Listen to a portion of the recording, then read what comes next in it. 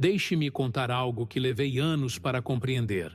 Algo que transformou completamente minha relação com aquele aperto no peito que você conhece tão bem. Durante muito tempo, eu acreditei que havia algo fundamentalmente errado comigo. Cada manhã, acordava com aquela sensação familiar de inquietação, como se estivesse constantemente atrasado para um compromisso que não conseguia lembrar.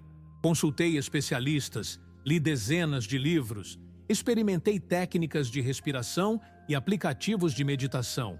Todos me diziam a mesma coisa. Eu precisava consertar minha ansiedade, eliminá-la, curá-la como se fosse uma doença que havia se instalado em mim por acidente ou falha genética. Mas então algo mudou. Comecei a perceber que talvez a ansiedade não fosse o problema em si, mas sim um mensageiro trazendo notícias urgentes sobre o mundo em que estamos vivendo. Você já parou para considerar que talvez não seja você quem está quebrado? Que talvez sua ansiedade seja uma resposta absolutamente sensata a um mundo que perdeu completamente a sanidade? Vivemos em uma época extraordinariamente estranha quando comparada a toda a história humana. Passamos a maior parte de nossos dias em caixas retangulares iluminadas por luzes artificiais, olhando para retângulos ainda menores que nos dizem como devemos pensar, sentir e até mesmo existir. Nos alimentamos de substâncias que nossos bisavós não reconheceriam como comida. Passamos horas sentados em posições que nossos corpos nunca foram projetados para sustentar, realizando tarefas que nossa alma não reconhece como significativas. E então, nos perguntamos por que sentimos esse vazio persistente, essa sensação de que algo essencial está faltando. Existe uma velha história sobre os mineiros de carvão que costumavam descer às profundezas da terra, levando consigo pequenos pássaros amarelos em gaiolas. Esses canários eram extremamente sensíveis aos gases tóxicos que se acumulavam nos túneis subterrâneos. Quando o ar se tornava venenoso, os pássaros paravam de cantar e desmaiavam muito antes que os humanos percebessem qualquer perigo. Os mineiros aprenderam que quando o canário parava de cantar, não era o momento de examinar o que havia de errado com o pássaro. Era o momento de evacuar a mina imediatamente, porque o ar havia se tornado mortal. O canário não estava doente. O canário estava fazendo exatamente o que sua natureza delicada e sensível foi criada para fazer: detectar veneno no ambiente antes que todos morressem. Agora pense nisso por um momento. As pessoas que sentem ansiedade profunda em nossa sociedade moderna são frequentemente tratadas como se houvesse algo intrinsecamente errado com elas. Elas são diagnosticadas, medicadas, terapeutizadas e aconselhadas a ajustar sua percepção da realidade. Mas e se essas pessoas sensíveis forem os canários na mina de carvão de nossa civilização? E se sua ansiedade não for um defeito de fabricação, mas sim um sistema de alarme funcionando perfeitamente, alertando que o ar que todos estamos respirando se tornou tóxico? Quando você sente aquele aperto no peito ao acordar para mais um dia de rotinas sem sentido, quando seu estômago se contorce diante da perspectiva de mais uma reunião sobre absolutamente nada, quando você sente vontade de gritar porque tudo parece artificial e vazio, talvez seu corpo esteja tentando desesperadamente te dizer que algo está profundamente errado não com você, mas com o mundo que construímos ao nosso redor. Eu aprendi a distinguir entre dois tipos diferentes de ansiedade que habitam o corpo humano. E essa distinção mudou completamente como eu entendo minha própria experiência. Existe o que chamo de ansiedade neurótica, aquela que nos mantém acordados à noite, preocupados com catástrofes imaginárias, que provavelmente nunca acontecerão. Essa é a ansiedade que cria cenários elaborados de fracasso e humilhação, que transforma cada interação social em uma potencial tragédia, que vê perigo em cada esquina e desastre em cada decisão. É a voz que sussurra que você não é suficiente, que todos estão julgando você, que o pior cenário possível está sempre a apenas um passo de distância. Essa ansiedade neurótica se alimenta de futuros imaginados, de histórias que contamos a nós mesmos sobre o que poderia dar errado. Mas existe outro tipo de ansiedade, mais profunda e mais verdadeira. Eu a chamo de ansiedade existencial, e ela é completamente diferente. Essa ansiedade não vem de imaginar futuros terríveis. Ela vem de sentir, no momento presente, a distância enorme entre quem você realmente é e como você está sendo forçado a viver. É aquela sensação de desconforto que surge quando você está fazendo tudo certo, segundo os padrões da sociedade. Mas algo dentro de você está gritando que isso não pode ser tudo que a vida tem para oferecer. Essa ansiedade é como uma bússola interna, apontando insistentemente para o norte verdadeiro da sua alma, enquanto a sociedade te puxa violentamente em direção ao sul magnético do sucesso convencional e da aprovação externa. Você sente essa diferença? A ansiedade neurótica te prende em loops mentais sobre o futuro. A ansiedade existencial te ancora no presente, te fazendo sentir visceralmente que algo está errado agora, neste momento, com a maneira como estamos vivendo. Uma te paralisa com medo, a outra te inquieta com verdade. Aprendi que muitas vezes, quando pensamos que estamos lidando com ansiedade neurótica, na verdade estamos sentindo ansiedade existencial, mas não temos a linguagem ou o contexto para entender o que nosso corpo está tentando nos dizer. Então rotulamos tudo como transtorno de ansiedade e buscamos maneiras de silenciar o mensageiro, em vez de ouvir a mensagem. Pense na sua rotina diária por um instante. Você acorda com um alarme artificial que interrompe seu ciclo natural de sono, provavelmente no meio de um sonho ou de uma fase de descanso profundo. Imediatamente pega um dispositivo eletrônico e começa a absorver informações sobre catástrofes globais, opiniões de estranhos e versões cuidadosamente editadas da vida de outras pessoas. Você se prepara rapidamente, muitas vezes pulando o café da manhã ou engolindo algo processado enquanto corre. Então, entra em uma caixa de metal que te transporta através de uma selva de concreto até outro prédio, onde você passará as próximas 8 a 10 horas sob luzes fluorescentes, sentado em uma cadeira que machuca suas costas, olhando para uma tela brilhante, realizando tarefas que provavelmente não terão nenhum impacto significativo no mundo real. Você faz isso 5 dias por semana, 50 semanas por ano, por décadas, tudo para ganhar dinheiro suficiente para pagar por uma casa onde você mal passa tempo acordado, um carro para te levar ao trabalho e férias ocasionais, onde você pode brevemente lembrar como é estar vivo. As pessoas ao seu redor aprenderam a aceitar essa existência como normal, como inevitável, como simplesmente a vida adulta. Elas anestesiam o desconforto com entretenimento constante, com compras, com substâncias, com qualquer coisa que faça a dor surda de viver sem propósito genuíno ficar um pouco mais tolerável. Mas você, com sua sensibilidade irritante e inconveniente, continua sentindo aquele incômodo persistente. Você continua percebendo que algo está fundamentalmente errado com essa imagem. E então se culpa por não conseguir simplesmente se adaptar como todo mundo aparentemente conseguiu. Mas e se sua incapacidade de se adaptar não for fraqueza? E se for o último resquício de sanidade que você ainda possui? Nossos ancestrais viviam em sintonia com ritmos naturais, que hoje nem sequer reconhecemos. Eles acordavam com o sol e descansavam quando escurecia. Seu trabalho tinha significado direto e visível. Plantar sementes produzia alimento, construir abrigos criava segurança, cuidar dos outros fortalecia a comunidade. Eles viviam em grupos pequenos, onde cada pessoa era conhecida, vista e necessária. Suas vidas tinham rituais que marcavam passagens importantes, celebrações que conectavam as pessoas umas às outras e ao mistério maior da existência.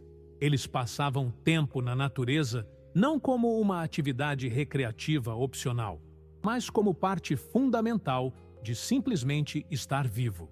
Seus corpos se moviam constantemente de maneiras variadas e naturais. Suas mentes não eram bombardeadas por informações infinitas e demandas de atenção. Eles tinham menos, mas sentiam mais. Possuíam menos coisas, mas experimentavam mais vida. Agora olhe ao seu redor novamente. Nós trocamos tudo isso por quê? Exatamente. Por conveniência? Por eficiência? Por crescimento econômico infinito em um planeta finito? Construímos um mundo que maximiza produtividade e consumo, mas minimiza significado e conexão. E então nos surpreendemos quando as pessoas começam a desmoronar sob o peso de viver de maneira tão contrária à sua natureza essencial. Sua ansiedade não é um bug no sistema, é uma feature. É seu corpo e sua alma dizendo: isso não está certo, nós não fomos feitos para isso. Existe outra maneira de viver. Eu comecei a ver minha ansiedade não como algo a ser curado, mas como uma forma de sabedoria profunda. Cada vez que sinto aquele aperto familiar, agora faço uma pausa e pergunto: o que isso está tentando me mostrar? Onde estou traindo minha própria verdade? Em que área da minha vida estou vivendo de acordo com expectativas externas em vez de necessidades internas? E quase sempre, quando sou honesto comigo mesmo, a ansiedade está apontando para algo real. Ela surge quando aceito compromissos que minha alma sabe que vão me drenar. Aparece quando estou fingindo ser alguém que não sou para agradar outras pessoas. Se intensifica quando estou passando muito tempo em ambientes artificiais e pouco tempo na natureza. Aumenta quando estou consumindo em vez de criar, quando estou acumulando em vez de experienciar, quando estou planejando o futuro em vez de habitar o presente. Essa ansiedade é minha autenticidade se recusando a ser silenciada. É a parte de mim que ainda se lembra de como é estar verdadeiramente vivo, protestando contra a morte lenta de uma existência mecanizada.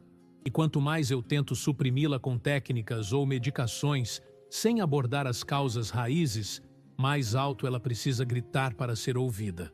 Não é crueldade, é compaixão. É meu eu mais profundo se recusando a me deixar dormir durante a única vida que terei. Existe algo fascinante quando olhamos para como diferentes culturas ao longo da história trataram pessoas altamente sensíveis. Nas sociedades indígenas das Américas, aqueles que sentiam as coisas mais profundamente, que tinham visões, que percebiam realidades que outros não viam, eram frequentemente escolhidos como xamãs e curandeiros. Entre os povos celtas da Irlanda e Escócia, indivíduos com sensibilidades extraordinárias eram respeitados como druidas e videntes. No Tibete, crianças que demonstravam percepção aguçada eram às vezes identificadas como lamas reencarnados. Essas culturas entendiam algo que nós esquecemos completamente. Sensibilidade elevada não é uma fraqueza ou patologia. É um dom que permite a certos indivíduos perceber aspectos da realidade que outros não conseguem detectar. Essas pessoas sensíveis serviam funções vitais em suas comunidades. Elas alertavam sobre perigos que ainda não eram visíveis. Sentiam mudanças sutis no ambiente antes que se tornassem óbvias. Percebiam dinâmicas interpessoais e tensões sociais que precisavam ser abordadas. Conectavam suas comunidades com dimensões mais profundas de significado e mistério. Sua sensibilidade não era apenas tolerada, era valorizada, cultivada e honrada. Mas em nossa sociedade moderna, essas mesmas pessoas são diagnosticadas com transtornos de ansiedade, depressão, sensibilidade sensorial excessiva. São medicadas para se tornarem mais normais, mais capazes de tolerar a artificialidade e o absurdo de nossa existência contemporânea. Pegamos os canários e os drogamos para que parem de sentir o veneno no ar, em vez de limpar o ar envenenado. Agora, antes de continuarmos mais fundo nessa jornada, quero fazer algo um pouco diferente. Se o que estou compartilhando está ressoando com você, se essas palavras estão tocando algo verdadeiro em sua experiência, considere se inscrever neste canal. Não porque eu preciso de números ou validação, mas porque talvez você precise de um lugar onde possa voltar quando o mundo te fizer sentir que você é o problema. E aqui está o que realmente quero saber de você. Escreva nos comentários uma única palavra que descreva como você se sente quando percebe que sua ansiedade pode não ser uma falha pessoal, mas uma resposta inteligente a um mundo disfuncional. Apenas uma palavra. Não precisa ser profunda ou poética, apenas honesta. Quero saber o que surge em você quando essa possibilidade se abre. Isso me ajuda a entender melhor essa comunidade que estamos construindo juntos. E talvez, ao escrever essa palavra, algo se cristalize em você também. Agora, observe como tratamos as crianças pequenas e você verá com clareza cristalina o que perdemos. Uma criança de 3 anos vive inteiramente no momento presente. Ela pode passar 1 hora explorando um jardim, completamente absorta no movimento de um inseto ou na textura de uma folha. Ela ri espontaneamente quando sente alegria, chora imediatamente quando sente dor, expressa raiva sem filtros e esquece completamente 5 minutos depois. Ela não está preocupada com o passado ou ansiosa sobre o futuro. Ela está aqui, agora, viva de uma forma que a maioria dos adultos esqueceu completamente como ser. Essa criança não precisa de técnicas de mindfulness ou aplicativos de meditação. Ela já é presença pura. Mas então, algo começa a acontecer. Nós, adultos, começamos a treiná-la para sair desse estado natural de presença. Dizemos, pare de brincar agora. Você precisa se preparar para amanhã. Ensinamos. Não importa se você está se divertindo. É hora de parar, porque o relógio diz que sim. Condicionamos. Você não pode simplesmente fazer o que ama. Você precisa fazer o que é produtivo. Ano após ano, sistematicamente extraímos dessa criança a capacidade natural de habitar o momento presente e a substituímos por ansiedade sobre o futuro e arrependimento sobre o passado. A transformamos de um ser humano em um recurso humano, de uma presença viva em uma unidade de produtividade. E quando, anos depois, essa criança se torna um adulto ansioso e deprimido, nos perguntamos o que deu errado. O que deu errado é que treinamos as pessoas a viverem contra sua própria natureza. Ensinamos que estar presente é perda de tempo, que alegria espontânea é irresponsável, que simplesmente ser não é suficiente se você não está simultaneamente se tornando mais produtivo, mais bem-sucedido, mais rico, mais reconhecido. Pegamos seres humanos perfeitamente funcionais e os quebramos sistematicamente para que se encaixem em um sistema que nunca foi projetado para o florescimento humano. Foi projetado para a extração de valor. E então, vendemos de volta para essas pessoas quebradas toda sorte de produtos e serviços que prometem restaurar o que lhes roubamos em primeiro lugar: a capacidade de simplesmente estar vivos. Quando você sente ansiedade, parte do que está sentindo é a memória profunda e corporal de como é viver de acordo com sua verdadeira natureza. É seu sistema nervoso lembrando que você costumava saber como fazer isso, que seus ancestrais sabiam, que as crianças ainda sabem até que as treinemos para esquecer. Essa ansiedade é saudade. Não é saudade de um lugar específico ou de um tempo histórico romantizado. É saudade de uma maneira de ser que ainda vive dentro de você como uma possibilidade não realizada, como uma promessa não cumprida, como um caminho não percorrido que poderia levar você de volta para casa. A verdade é que sua ansiedade não é apenas sobre você. É muito maior do que isso. Estamos todos vivendo em meio a uma desconexão coletiva tão profunda e abrangente que se tornou invisível, como peixes que não conseguem ver a água em que nadam.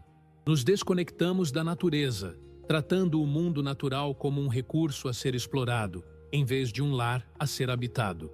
Nos desconectamos de trabalho significativo, passando nossas vidas em tarefas que não conseguimos explicar para nossos filhos sem sentir vergonha. Nos desconectamos de comunidade genuína, substituindo relacionamentos profundos e duradouros por conexões superficiais e transacionais. Nos desconectamos do sagrado, reduzindo a existência a uma sequência de transações materialistas sem mistério, sem reverência, sem assombro. E em algum lugar profundo dentro de cada um de nós, existe uma parte que sabe que isso não está certo, que sente a violência dessa desconexão, que carrega o luto por tudo que perdemos no processo de nos tornarmos civilizados, modernos, desenvolvidos. Essa parte sussurra constantemente: não foi para ser assim. Existe outra maneira. Você está morrendo lentamente e chamando isso de vida. Para a maioria das pessoas, esse sussurro fica tão abafado pelo barulho constante e pela distração interminável que mal é percebido, apenas como um desconforto de fundo, uma insatisfação crônica que aceitam como normal. Mas, para algumas pessoas, aqueles canários sensíveis, o sussurro é um grito. E esse grito se manifesta como ansiedade. Então, o que fazemos com isso? Durante muito tempo, a resposta que recebi de todos os lugares era essencialmente: faça a ansiedade calar a boca. Tome este remédio. Pratique esta técnica. Reprograme seus pensamentos. Acalme seu sistema nervoso. E olhe, não estou dizendo que essas ferramentas não têm valor. Às vezes, precisamos de alívio imediato da intensidade do sofrimento.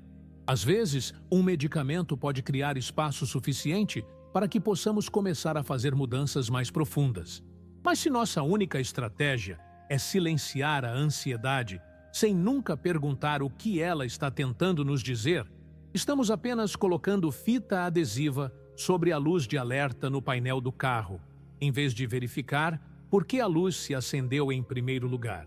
O que mudou tudo para mim foi quando comecei a tratar minha ansiedade não como inimiga a ser derrotada, mas como mensageira a ser ouvida. Quando ela aparece agora, em vez de imediatamente tentar fazê-la ir embora, eu literalmente paro o que estou fazendo e pergunto: o que você está tentando me mostrar?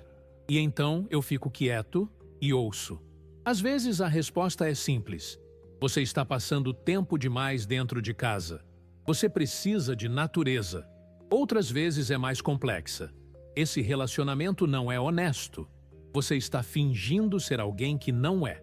Às vezes é profunda. Essa carreira que você construiu não está alinhada com seus valores mais profundos e você está se traindo todos os dias. Sentar-se com a ansiedade dessa maneira, ouvindo-a em vez de combatê-la, é uma prática radicalmente diferente do que a maioria de nós foi ensinada. Requer coragem, porque muitas vezes a ansiedade está apontando para verdades que não queremos encarar, mudanças que temos medo de fazer, partes de nossas vidas que sabemos que precisam terminar. É muito mais fácil tomar um comprimido e continuar com a negação. Mas, se você consegue cultivar essa prática de curiosidade em relação à sua ansiedade, de tratá-la como informação valiosa em vez de sintoma patológico, algo extraordinário começa a acontecer. A própria ansiedade começa a mudar. Não desaparece completamente, mas sua qualidade se transforma.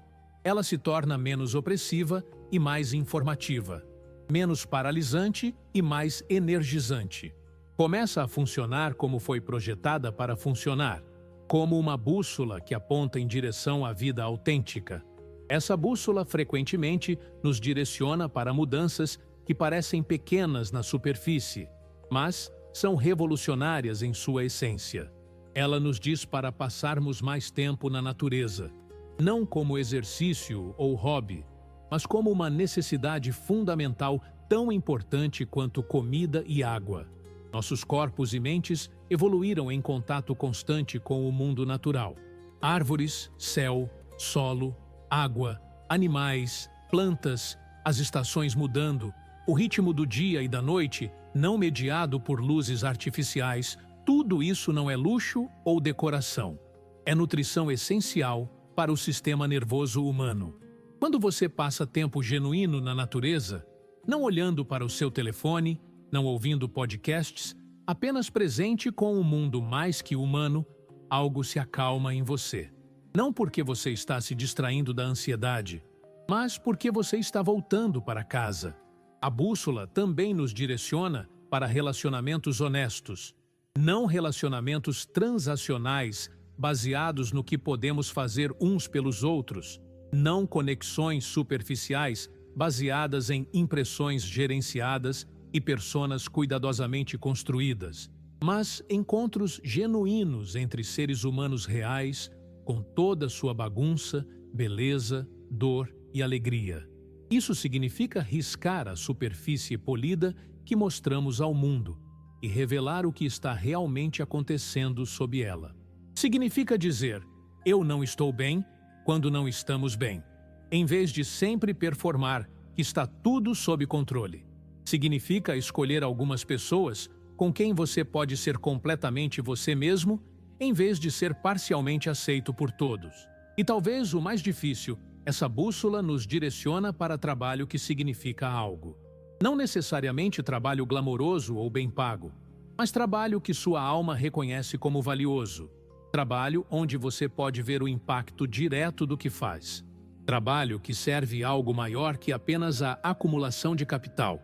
Isso pode parecer impossível na economia atual, e para alguns pode ser.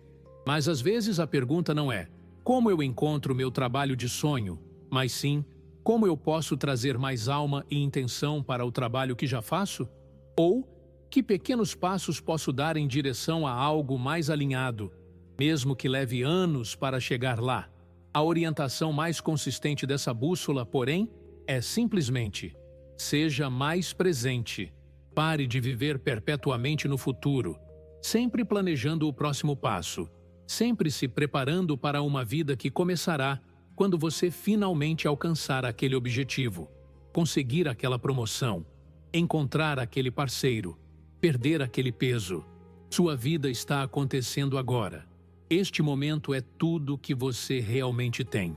E a ironia cruel é que quanto mais você vive no futuro ansioso ou no passado cheio de arrependimentos, mais você perde o único momento onde a vida verdadeira está acontecendo e onde você poderia realmente fazer algo sobre sua situação. Agora, conforme chegamos ao fim desta conversa, quero te dizer algo importante. Se você chegou até aqui, se essas palavras encontraram você no lugar certo no momento certo, considere se inscrever neste canal. Não estou pedindo por números.